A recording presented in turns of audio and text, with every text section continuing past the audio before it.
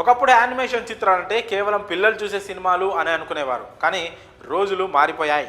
యానిమేషన్లో కూడా కమర్షియల్ సినిమాలు వస్తున్నాయి. వాటికి కూడా ప్రేక్షకుల్లో భారీ హైప్ క్రియేట్ అవుతోంది. ముఖ్యంగా హాలీవుడ్లో తెరకెక్కే యానిమేషన్ చిత్రాలకు ప్రపంచవ్యాప్తంగా మంచి డిమాండ్ ఉంది. అలా 4 ఏళ్ల క్రితం వచ్చిన సినిమానే లయన్ కింగ్. ఈ సినిమాకు విపరీతమైన క్రేజ్ లభించింది. ఇక ఇప్పుడు ఆ సినిమాకు ప్రీక్వెల్గా Mufasa the Lion King movie ప్రపంచవ్యాప్తంగా రిలీజ్ అయింది.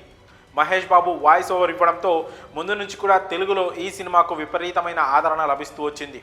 ఒక రాజ్యం, రాజు, యువరాజు, సింహాసనం కోసం జరిగే ఎత్తులు, పై ఎత్తులు, కుయుక్తులు ఇలా అన్నీ ఇంతవరకు ఎన్నో సినిమాల్లో చూసాం.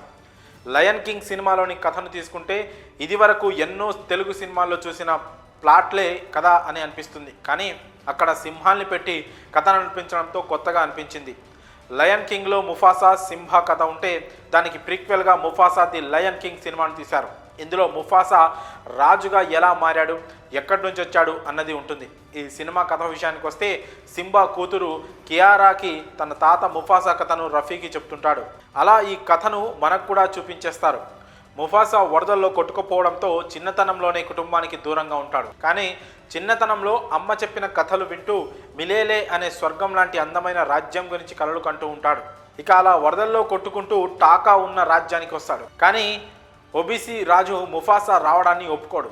అనాథ అంటూ ఎప్పుడు ముఫాసాను చిన్నచూపు చూస్తూనే ఉంటాడు. కానీ టాకా మాత్రం ముఫాసాను అన్నలా భావిస్తాడు. టాకా కాస్త పిరికివాడు, భయస్థుడు.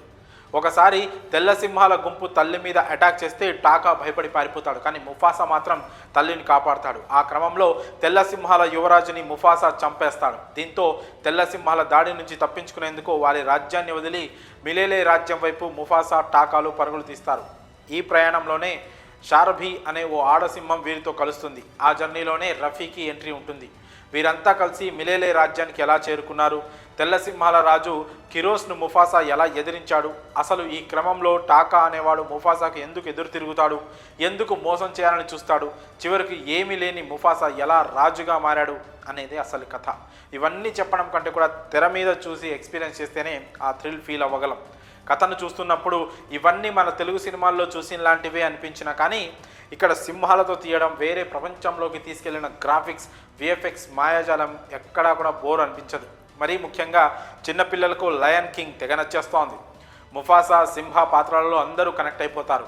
Mufasa క్యారెక్టర్కు Mahesh Babu voice over అందించిన సంగతి తెలిసిందే. దాదాపు చాలామంది ఈ వాయిస్ ఓవర్ కోసమే థియేటర్స్కు వెళ్తున్నారు కూడా. ఇక టాకా పాత్రకు సత్యదేవ్ వాయిస్ ఓవర్ ఇచ్చారు. ముఖ్యంగా తెలుగు డబ్బింగ్ బాగా సెట్ అయింది. సెటైర్లు, పంచులు బాగా సెట్ అయ్యాయి. ఇక మనకు అందులో సింహాలు, జంతువులు కాకుండా ఆ పాత్రలకు డబ్బింగ్ చెప్పిన వారే కనిపిస్తూ ఉంటారు. ఇక ప్రతిసారి సింహానికి బదులుగా మనకు మహేష్ బాబు కనిపిస్తాడు, వినిపిస్తాడు. అందుకే మన తెలుగు ఆడియన్స్కు ఇది మరింత ఎక్కువగా కనెక్ట్ అయ్యే ఛాన్స్ ఉంది. అయితే ప్రతి సీన్ ఊహకందేలానే సాగుతుంది. ట్విస్ట్ లేకపోయినా సరే విజువల్ వండర్గా మాత్రం ఉంటుంది. టెక్నికల్గా హాలీవుడ్ స్టాండర్డ్స్ గురించి ప్రత్యేకంగా చెప్పాల్సిన పని లేదు. ఇక ఈ ముఫాసా కూడా ఇండియన్ బాక్స్ ఆఫీస్ వద్ద గర్జించేలానే ఉన్నాడు. ప్రస్తుతానికి మల్టీప్లెక్స్లు మాత్రం ముఫాసాకు ఫిదా అవుతున్నాయి. ఇక బీసీ సెంటర్లకు ఈ ముఫాసా చేరుతుందా అన్నది చూడాలి. మరి ఈ Mufasa the Lion king cinema మీరు చూస్తుంటే మీ అభిప్రాయాలను కామెంట్స్ రూపంలో తెలియజేయండి.